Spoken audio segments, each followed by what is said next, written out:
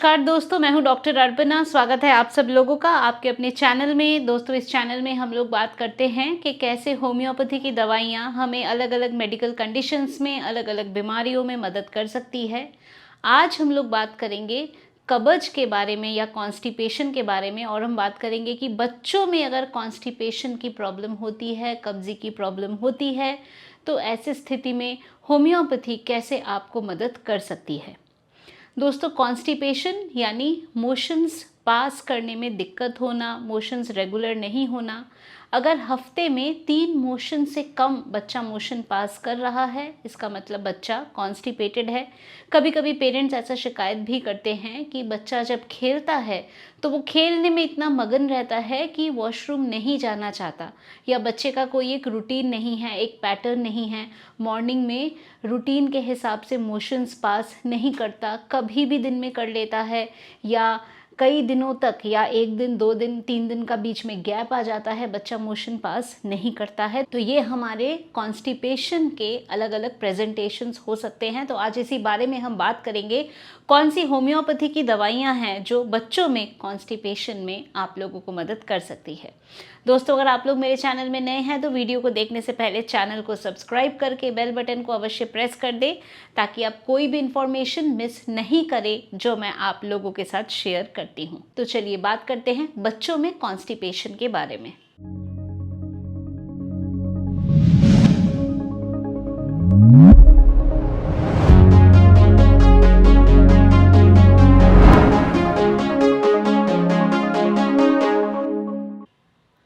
तो दोस्तों, कॉन्स्टिपेशन यानी मोशंस जो पास होते हैं वो बहुत ज़्यादा हार्ड होते हैं, उनको पास करने में दिक्कत होती है।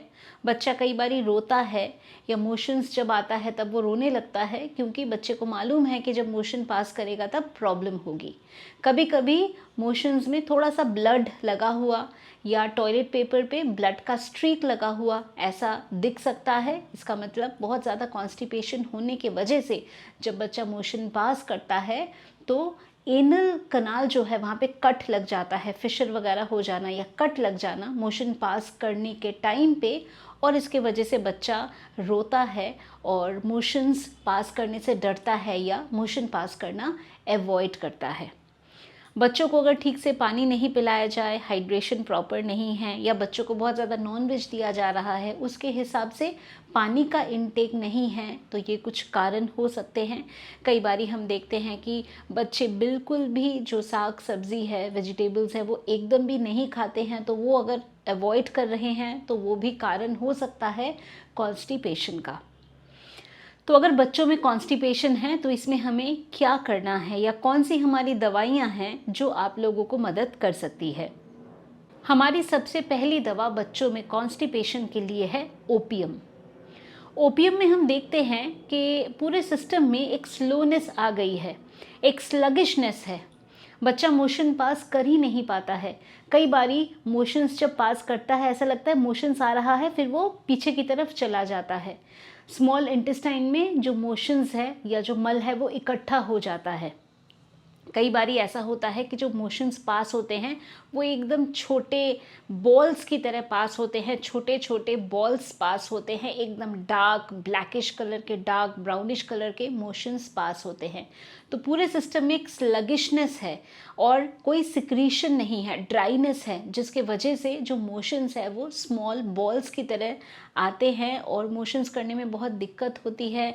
मोशंस कई बार नहीं निकलते हैं, मोशंस लगता है आ रहा है पर वो पीछे रिसीड बैक हो जाते हैं।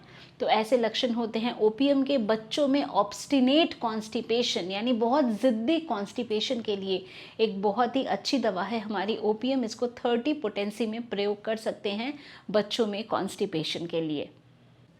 दोस्तों, अगली हमारी दवा है नक्स वोमिका। नक्स वोमिका हमारी पेट से संबंधित बीमारी के लिए एक बहुत ही अच्छी दवा है, चाहे बच्चे हों या बड़े हों। नक्स वोमिका में जब बच्चों को कॉन्स्टिपेशन रहता है तो जनरली ऐसा होता है कि बच्चों को कॉन्स्टिपेशन से पहले लूज मोशंस या डायरिया रहे हों, और डायरिया को कंट्रोल करने के लिए दवाइयाँ दी गई और दवाइयाँ देने के बाद कॉन्स्टिपेशन हो गया, या ऐसा है कि बच्चों को नॉनवेज ज़्यादा दिया जा रहा है और नॉनवेज ज़्यादा देने की वजह से कॉन्स्टिपेशन हो गया, बच्चा मोशन पास करता है, थोड़ा थोड़ा करके करता है और चिड़चिड़ा रहता है, इरिटेबल रहता है, पेट साफ नहीं होता। कोई मेडिकेशंस के बाद अगर कॉन्स्टिपेशन या कब्ज़ी की प्रॉब्लम हो रही है तो ऐसे में भी नक्स वोमिका एक अच्छी मेडिसिन है। कभी डायरिया कभी constipation, alternate diarrhoea and constipation के लिए भी नक्स वोमिका एक बहुत अच्छी दवा है। नक्स वोमिका को भी 30 पोटेंसी में दिया जा सकता है बच्चों में कॉन्स्टिपेशन के लिए, स्पेशली अगर कॉन्स्टिपेशन कोई दवा देने के बाद हुआ हो या डायरिया था, लूज मोशंस था, उसको कंट्रोल करने के लिए दवा दी और फिर कॉन्स्टिपेशन हो गया तो नक्स वोमिका दवा ज़रूर मदद कर सकती है। दोस्तों अगली हमारी मेडिसिन है लाइकोपोडियम। लाइकोपोडियम जिसे हम क्लब मॉस के नाम से भी जानते हैं, ये जो दवा है लाइकोपोडियम, इसमें हम देखते हैं डाइजेस्टिव कंप्लेंट्स के साथ साथ कहीं ना कहीं यूरिनरी कंप्लेंट्स होना। यूरिन पास करने के टाइम पे बच्चा रोता है या जो यूरिन है उसमें जलन होती है, इसके वजह से बच्चा रोता है। तो बच्चे कैसे एक्सप्रेस करते हैं जब अगर उनको जलन हो रही है, छोटा बच्चा है वो बोल नहीं सकते हैं, तो उनको जो एक रोना या एक एक्सप्रेशन या यूरिन को रिटेन करके रखना और जैसे ही यूरिन निकलता है तब बच्चा रोता है, तो इसका मतलब यूरिन करते वक्त कुछ ना कुछ दिक्कत हो रही है। अगर डायपर में आपको लगे कि रेड कलर का कुछ सैंड जैसा दिख रहा है तो वो भी एक इंडिकेशन होती है लाइकोपोडियम दवा की। डाइजेस्टिव कंप्लेंट्स और यूरिनरी कंप्लेन अगर साथ में हो तो लाइकोपोडियम एक अच्छी मेडिसिन है।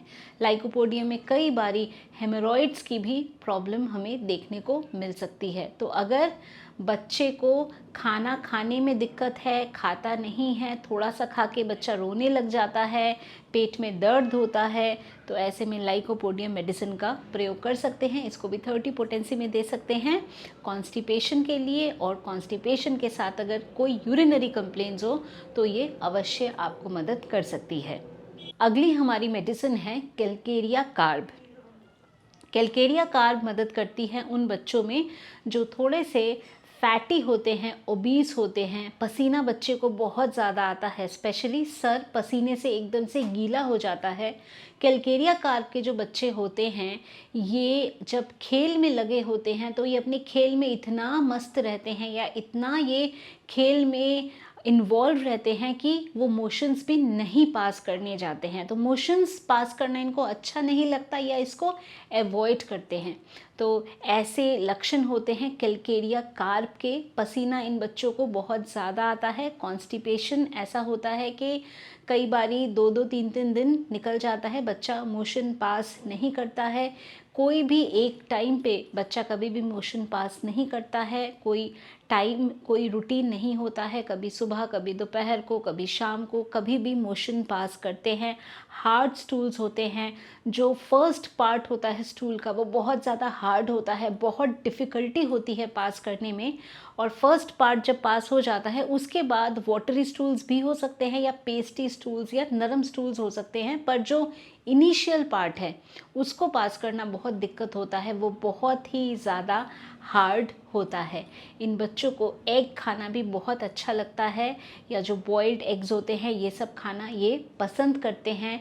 इनको चॉक, मिट्टी इस तरह का डिज़ायर होता है, तो इसको हम पाइका बोलते हैं। और इसमें क्या होता है, बॉडी में जब डेफिशिएंसीज होती हैं तब चॉक खाना, मिट्टी खाना, इरेज़र खाना, पेंसिल का लेड खाना, तो ऐसी अगर हमें लक्षण देखने को मिल रहा है तो ऐसे में भी जो कैलकेरिया कार्ब मेडिसिन है ये बहुत ही उपयोगी है। तो दोस्तों कैलकेरिया कार्ब को भी 30 पोटेंसी में ऐसे कंडीशंस में इस्तेमाल कर सकते हैं। दोस्तों अगली हमारी मेडिसिन है साइलीशिया, या जिसको हम सिलिका के नाम से भी जानते हैं। तो साइलीशिया आपको तब देना होता है जब बॉडी में एसिमिलेशन प्रॉपर नहीं है, इम्परफेक्ट एसिमिलेशन है, बच्चों में डेफिशिएंसीज होना, स्किन रिलेटेड समस्या होना, स्किन अच्छी नहीं है, स्मूथ नहीं है, बाल अच्छे नहीं हैं, क्योंकि बच्चों में डेफिशिएंसी है बॉडी में। तो ऐसे में साइलीशिया मेडिसिन एक अच्छी दवा है, कॉन्स्टिपेशन के लिए अच्छा है। इसमें फिशर होना, हेमोरॉइड्स होना, मोशंस कई बारी थोड़ा सा पास हो जाता है फिर बाकी रिसीड हो जाता है, कई बार मैनुअल एक्सपल्शन की ज़रूरत पड़ती है साइलीशिया में। दोस्तों साइलीशिया में हम ये भी देखते हैं कि एनल प्रोलैप्स हो सकता है, रेक्टम बिल्कुल पैरालाइज है, पावरलेस है, मोशंस पास करने की जो क्षमता है वो बहुत ज़्यादा कम हो गई है, मोशन पास नहीं कर पा रहे हैं, मैनुअल एक्सपल्शन की भी आवश्यकता पड़ सकती है साइलीशिया के पेशेंट में। साइलीशिया में हम देखते हैं जो स्वेटिंग होती है, जो पसीना बॉडी से निकलता है, बहुत ज़्यादा ऑफेंसिव होता है, बहुत ज़्यादा स्मेली होता है। तो अगर ऐसे लक्षण हैं तो साइलीशिया 30 पोटेंसी में प्रयोग कर सकते हैं। तो दोस्तों ये थी हमारी होम्योपैथी की कुछ दवाइयाँ जो कॉन्स्टिपेशन, ख़ास तौर से बच्चों में अगर कॉन्स्टिपेशन हो रहा है तो ऐसी स्थिति में बहुत ही उपयोगी है। मेडिसिन है हमारी opium 30, nux vomica 30, Calcarea carp 30, lycopodium 30 और साइलीशिया 30। मैं उम्मीद करती हूँ कि अभी जो इन्फॉर्मेशन मैंने आप लोगों के साथ शेयर किया बच्चों में कॉन्स्टिपेशन के बारे में, आपने इसको पसंद किया है तो वीडियो को लाइक करना, शेयर करना, कमेंट करना और चैनल को सब्सक्राइब करना बिल्कुल भी नहीं भूलें। अगर आप चाहते हैं मेरे से अपॉइंटमेंट बुक करना, जाए मेरे वेबसाइट drarpana.com पे और वहाँ बड़े ही आसानी से आप अपना अपॉइंटमेंट खुद बुक कर सकते हैं। आप मेरे ऑफिस के व्हाट्सएप नंबर पे व्हाट्सएप के माध्यम से भी मैसेज भेज सकते हैं, वहाँ पे भी आप लोगों को अपॉइंटमेंट की सारी डिटेल्स मिल जाएगी। तो दोस्तों आज के लिए बस इतना ही। खुश रहिए, मुस्कुराते रहिए, स्वस्थ रहिए। Thanks for watching.